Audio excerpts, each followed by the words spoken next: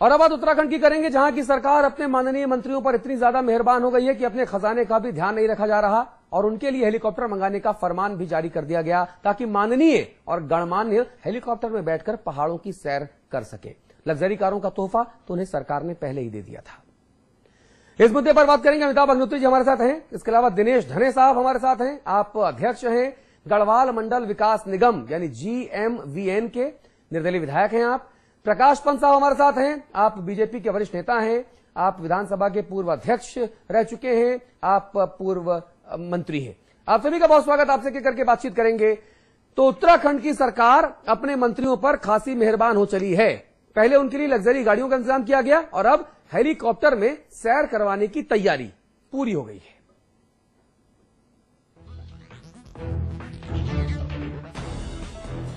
पहले अपने माननीय मंत्रियों के लिए लग्जरी गाड़ियों की व्यवस्था और अब उनके लिए हेलीकॉप्टर लाने की है तैयारी। ये मिजाज है उत्तराखंड सरकार का।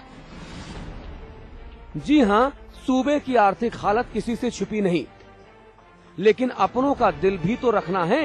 ये अलग बात है कि विकास कार्यों के लिए धन जुटाने के लिए सरकार कर्ज मांगती फिर रही है। दरअसल उत्तराखंड में पहले से एक स्टेट प्लेन और एक हेलीकॉप्टर है। अब हेलीकॉप्टर तो मुख्यमंत्री और राज्यपाल साहब के काम आता है। ऐसे में भला मंत्रीगण पहाड़ों की सैर पर कैसे निकलें?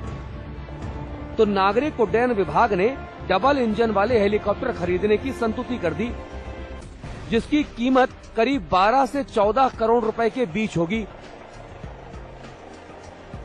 चूंकि इस प्रक्रिया में वक्त लगेगा, इसीलिए फिलहाल लाखों रुपए चुकाकर किराए पर हेलीकॉप्टर मंगाए जाएंगे। अब भला मंत्रीगण गदगद क्यों ना हो भाई?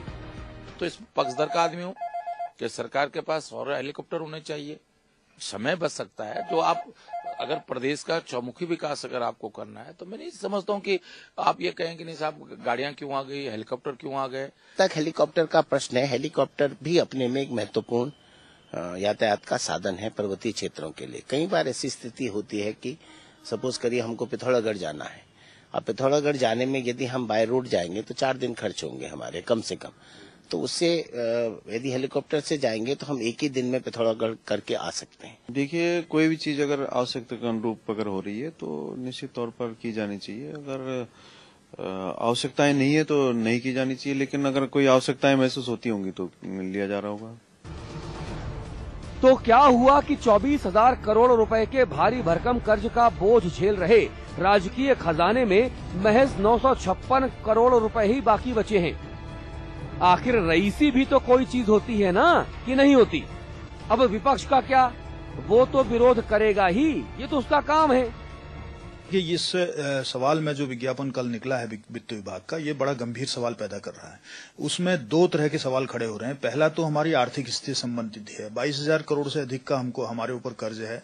1,300 करोड़ रुपए की हमने ऋण शोधन निधि बनाई थी, जिससे प्रतिवर्ष अब 2012 से हमारी ऋण की जो ब्याज है वो किस्तें जानी शुरू होनी है। ये जो विज्ञापन इन्होंने निकाला है, ये विज्ञापन खुले मार्केट से पैसा उधार लेने के लिए निकाला है। जी, ठीक है, आप कोसते रहिए।